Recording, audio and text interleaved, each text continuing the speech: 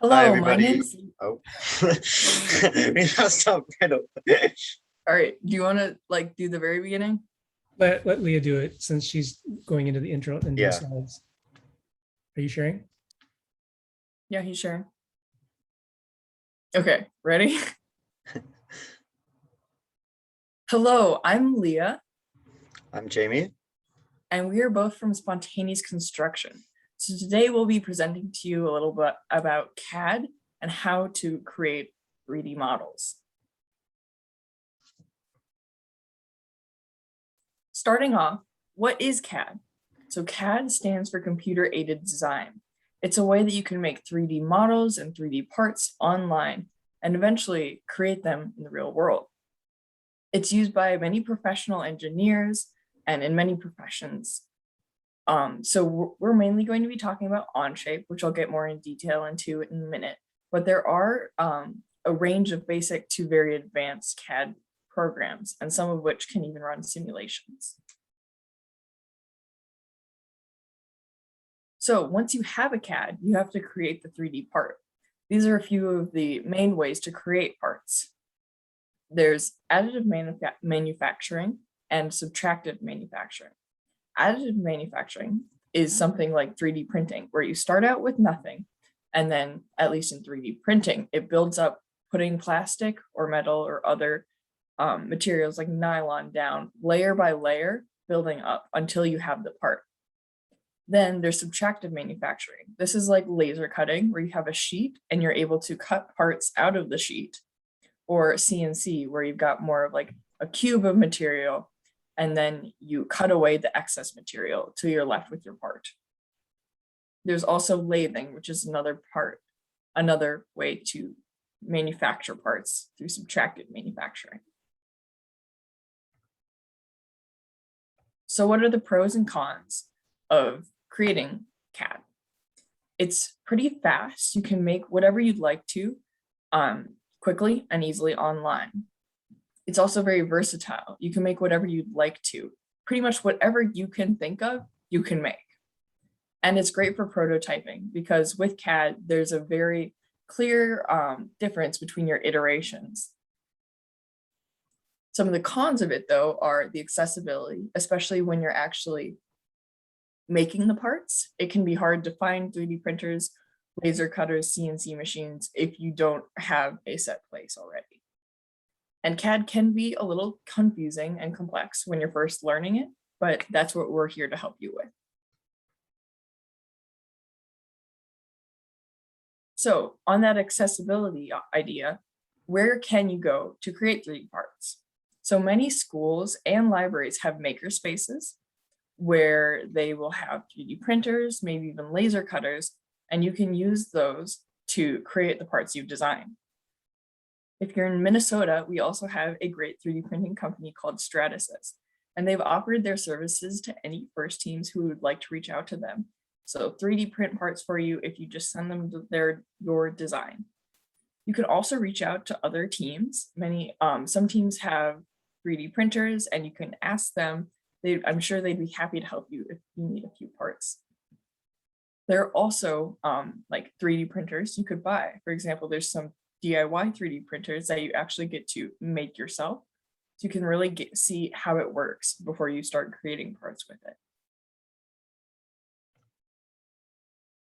So Onshape is the software that we're actually going to be showing you how to CAD with. So this is a cloud-based CADing software, and you can find it online.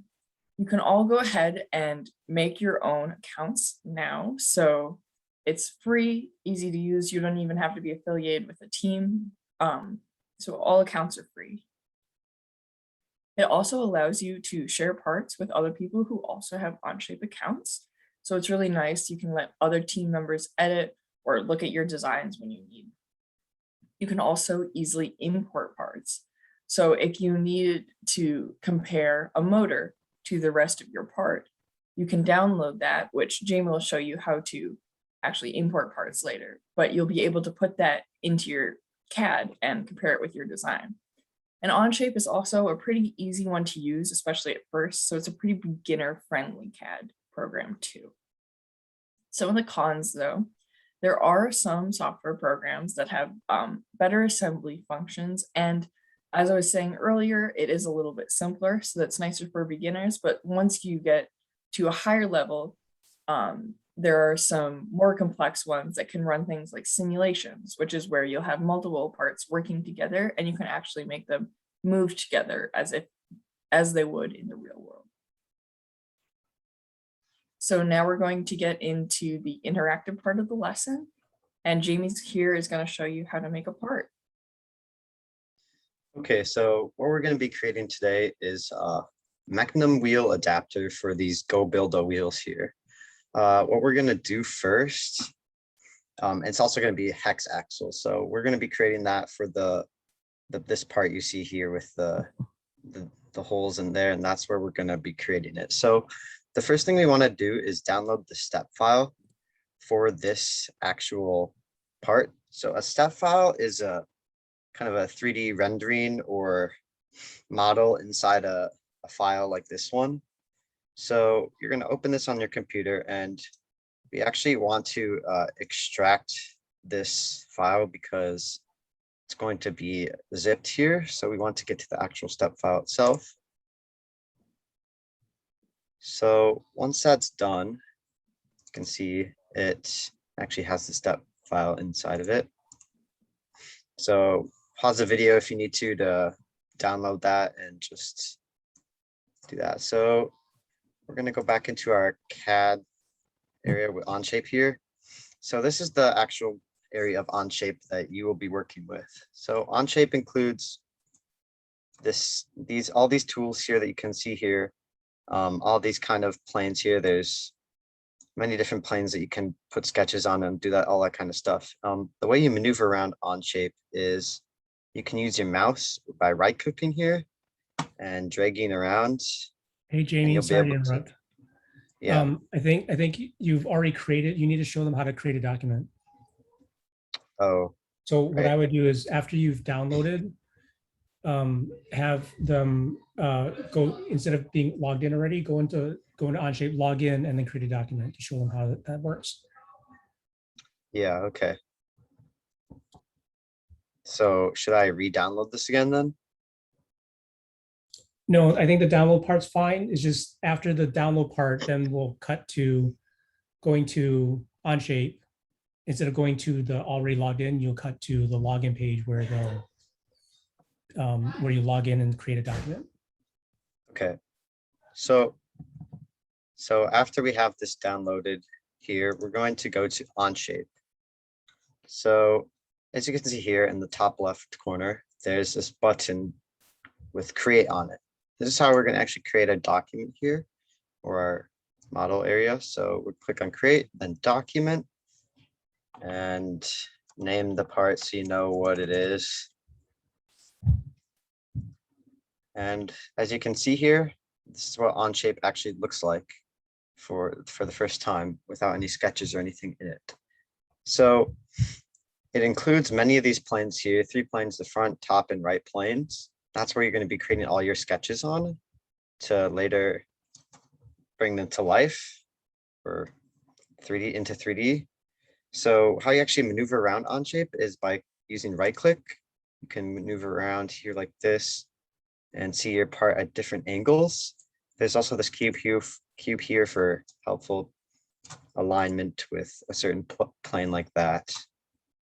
So the part we have that we're going to be making, we need to import it into this document so we can access it and know the dimensions for it, and so we can be able to create that part. So what we're going to go do here is go to the bottom left corner. There's a plus sign here, and then you can go import. And we're going to go find the thing we just downloaded, which is why is it not here?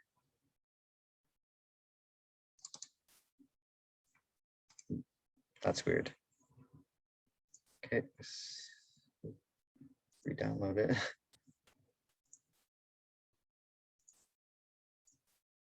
Okay, so Aaron can cut this part out. So you're gonna have to start again with the.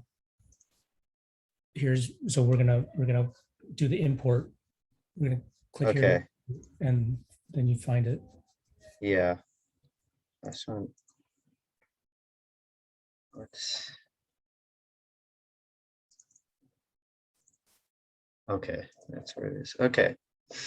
So on the bottom left corner, there's this plus sign. This is where you're going to be able to import parts actually. So we go plus sign import.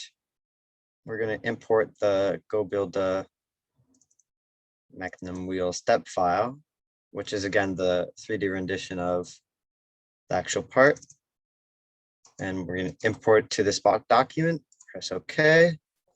And as you can see, it's going to download here, and it takes a bit for it to actually appear down at the bottom where you can see all the different areas. But once it's actually downloaded, here you'll see something pop up, CAD imports, and it's going to start generating the preview or the part itself. So we can actually work with that and make sure that we get all the dimensions that we need for the axle and the hex axle and the actual part that we're going to make onto those holes for the wheel. So we're just going to wait for it to load for a bit. If yours takes longer, you can pause the video and just wait for it to download. As you can see, a bunch of different parts pop up. These are the individual parts for this actual assembly. See like the little roller there, but the final assembly should be the left one here. And there you go. The part is downloaded into your Onshape, and this is what we're going to be working with here. So the first thing we're going to be doing is actually taking dimensions of this. So there's this measure tool down here, which has selected entities to measure. So we're going to choose the width that we want for this actual part. So we're going to click on this point here. We're going to click on another point over here. So it's going to be around this actual holes here, so it won't be too small or too big. So the length of this is 1.235 inches, which is what we're going to be using later. So now we're going to go back into our part studio here, and then we're going to be working with sketches. So a sketch is a way for you to actually draw out the part that you want, the 2D part that you want. It will create that, and then later we'll be able to make that into 3D parts. But for now, it's just going to be 2D. So the first thing you do for a sketch is select the plane that you want to sketch on, whether that be one of the planes that they already may have for you, like the front, right, or top plane. So we're going to be using the front plane here. Also, it can be on parts, like a plane on a part or a flat surface there. So you can also create sketches there. So as you can see, there's a bunch of different tools here that you can actually use to create the parts. So there's like text, polygons, arcs, circles, rectangles. You can do it with center point or 3 points, and that's just different ways to actually make that specific shape. So what we're going to be doing here is using a center point circle. And remember the dimension that we had before, which was 1.235 inches. So we're just going to drag that out and a little box appears. You can actually start typing the dimensions that you want. This can be in any dimensions. We want inches. The default is inches. So if you just hit enter, it will automatically do inches, but you can also do millimeters, centimeters, and more. So we're just going to do inches here. And there you go. That's the sketch for the part that we want so far. So now we're going to approve the sketch here like this. And as you can see, it turns into this kind of shaded thing that we're going to use to create it 3D. So the way we make it actually 3D is with actually pause the video if you need to catch up here, because it's a lot to process in the first steps. Okay, that's so great. So wait, so when you do the extrude, turn it so that they can see the extrude happen. Okay. So now onto the addition or additive properties for Onshape. So these are the tools you're going to be able to use. The main one is extrude, which just takes a sketch and extrudes it up, or whatever way you make it do it. That'll create the part into a 3D part. There's also things like revolve, sweep, loft, and more, which are just more complex if you're feeling creative. So you can click on extrude here, and then we'll click on the part we have here that we want to extrude. As you can see, it extrudes up like that. So we want it around 0.2 inches thick, because that's like the best thickness, I'd say, for the actual, for a 3D part, if you're going to 3D print it, because it provides the best structural integrity. If you're doing it out of metal, which is also a good idea if you want these parts to last long, it would be less thickness, because metal doesn't need to be as thick, it's a lot stronger. So we're just going to do 0.2 inches for now. And when you hit enter, as you can see, it creates that 0.2 inches thick. And we'll hit approve here like that. And as you can see, the part is now a 3D model of what we're going to be creating. So there's also other functions that you can use to help you out in your process of creating parts. There's the refining tools here, which mainly involve fillet and chamfer. So fillet takes an edge like this one, and actually, as you can see, it smoothens it out like that into a kind of semicircle, and you can make this bigger or smaller. 0.02 is pretty good for this kind of part. The functions of this are, so your parts are less sharp and you won't injure yourself if you're installing them. It also can be helpful for if it's a really thick part or long part on the base of it, then on a 3D printer, if you have that little lip there, if it's sitting like this on the 3D printer, then it will be able to be scooped off the 3D printer much easier.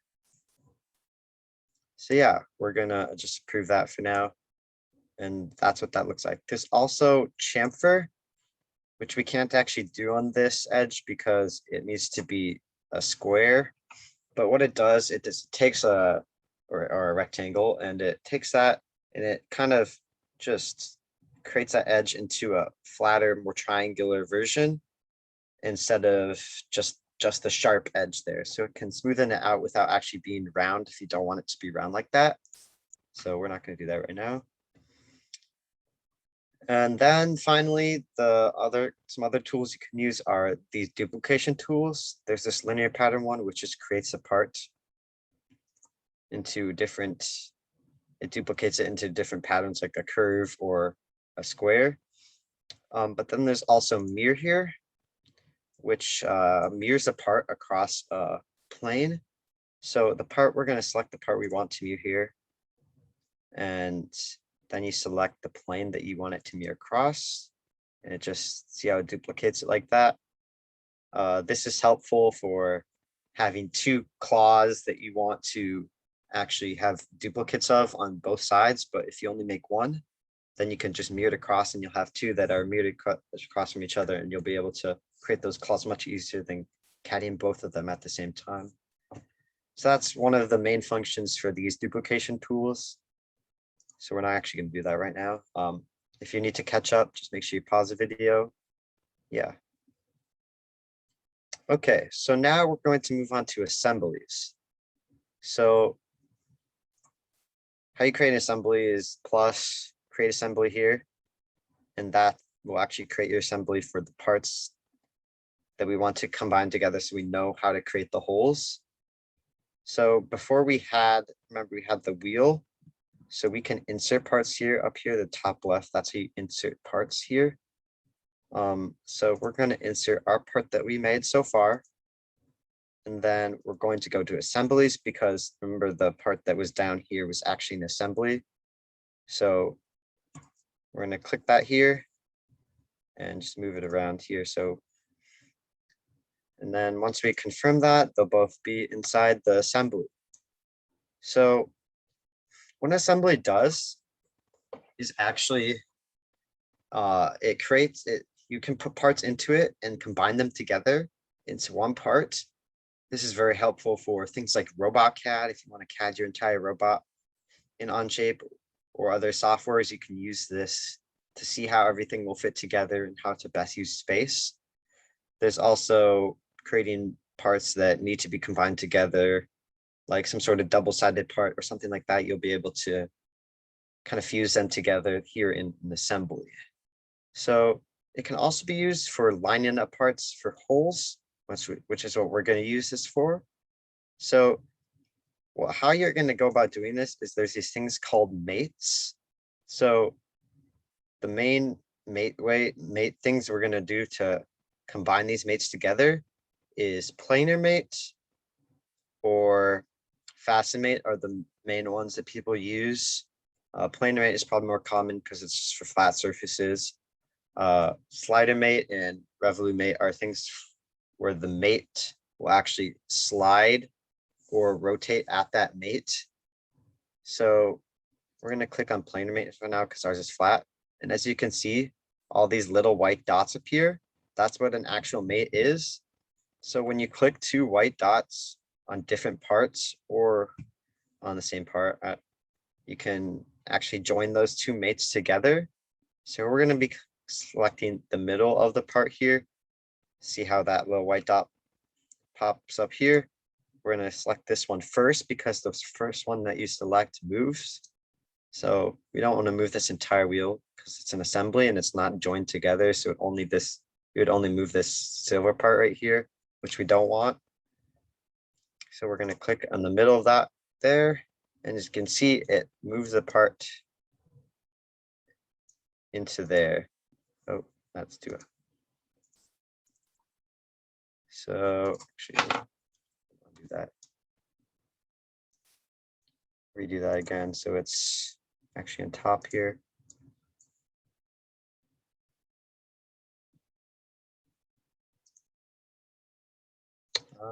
Okay, that's weird. Well, have fun, Aaron.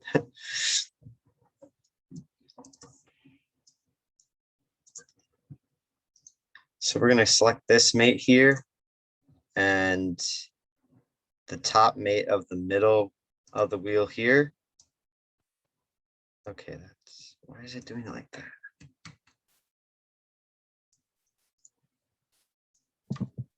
Mating things can be pretty hard sometimes. So often with this, you just need to try and play around with it a little bit and it'll just take some time to figure it out. Don't worry, it takes some time for everybody.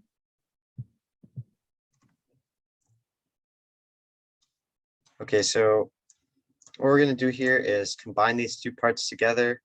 Aaron will probably just edit this out anyway. So what we're going to do is combine these two parts together using the mates now. So we'll position this right above where we want it to attach to. And once you do that, you can select planar mate, which is what we're going to use for these flat mates here. We'll select the middle mate here because we want to position this in the center because we want all those holes lining up. And then we'll select the middle mate of this one on the top of the wheel. And as you can see, it fixes onto the middle right like that, and you can confirm it there.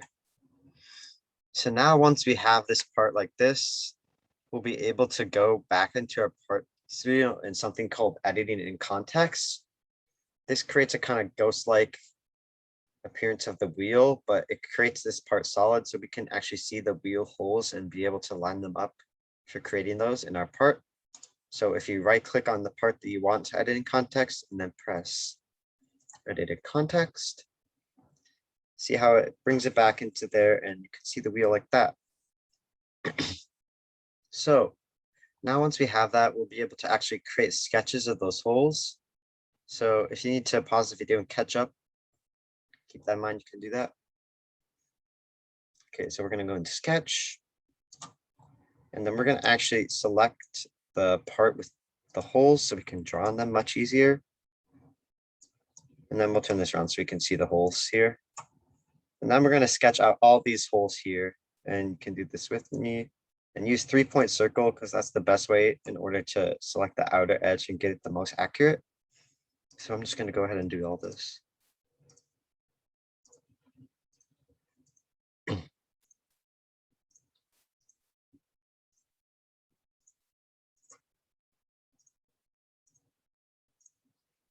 We'll use these holes for the screws where it will attach onto the actual Magnum wheel itself. And there you go. Once you have all those holes drawn out here like that in the sketch, we can confirm that. And as you can see, they're all drawn out here. And we'll take that sketch, select it, and then extrude it. Extrude, before we used it for solid things, but you can also use it for creating holes and stuff. So you'll go to remove here. And as you can see, it says it's red because it's not actually going through the part. When you do an extrude, you actually have to pull it through the part here like this. And there you go. It can see it created the holes like that. So we'll go ahead and confirm that sketch. And there you go. All the holes have been created for the screwing it into the Magnum wheel. So now the last step we need to do is create a hex axle hole here. So if you just look up the 5mm hex axle in Rev, we're going to download the step file for that.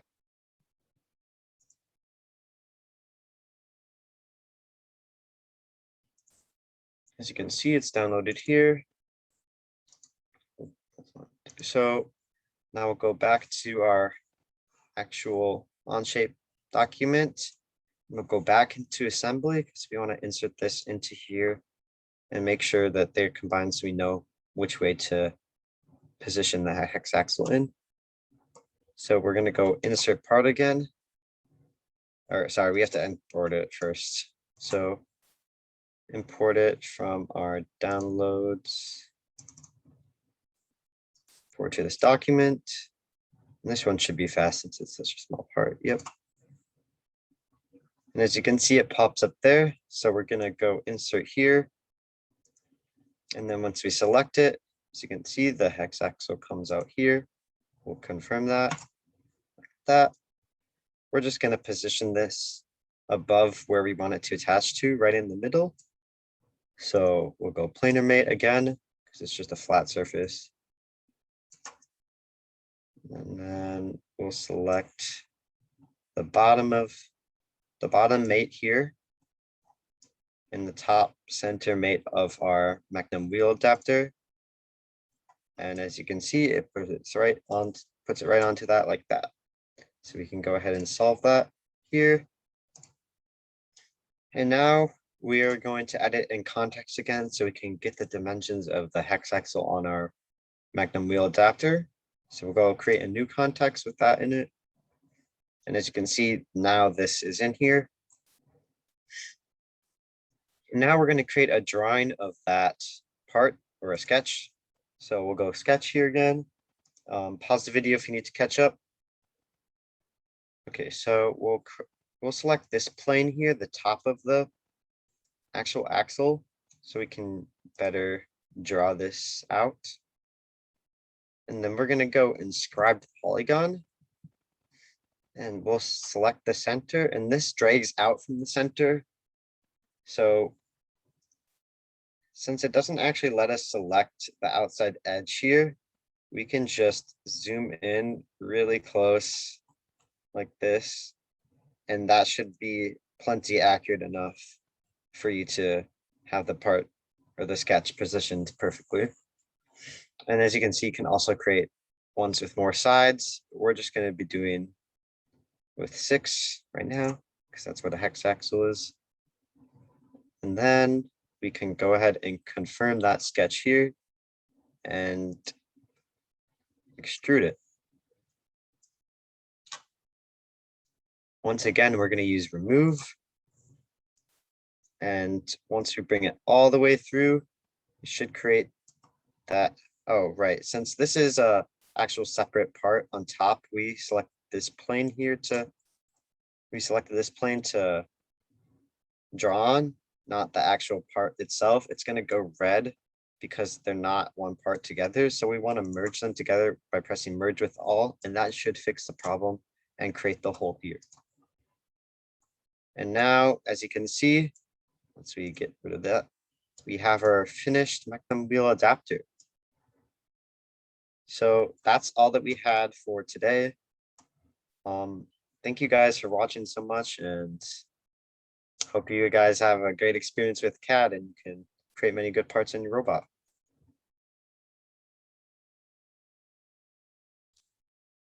Okay, that was great. But the only thing I didn't understand at the end there was when you did the The merge polygon. thing. No, Oh. the polygon sketch. How did you zoom in? Oh, I scrolled with your scroll wheel. Okay, so I don't know if we need to. I don't know how if we need to do or say anything about that. I think it's pretty self-explanatory. So you basically click and zoom at the same time. No, you just use your mouse scroll wheel. Yeah, I know, Or you but can- but you're also moving the the sketch bigger or smaller, right? Oh yeah, you can do it at the same time. Yeah. Yeah. So that would be the only part that might needed to be explained better. I don't know. What do you guys Okay. think? Do you think we need to redo that or no? I don't know. I We feel like could. as they're figuring it out, they'll probably learn how to maneuver that. Okay, we can always add a piece of text too that says Yeah. to zoom, use your scroll wheel. Yeah, that might be a good idea. Okay. Oh, okay. So Thanks, Aaron. Aaron, Jamie, hold on. So one idea that we mentioned was for tilting the collection, was Mhm. similar to what you had, just like on the top, basically. Can I stop the recording now? Yeah, Yeah. yeah.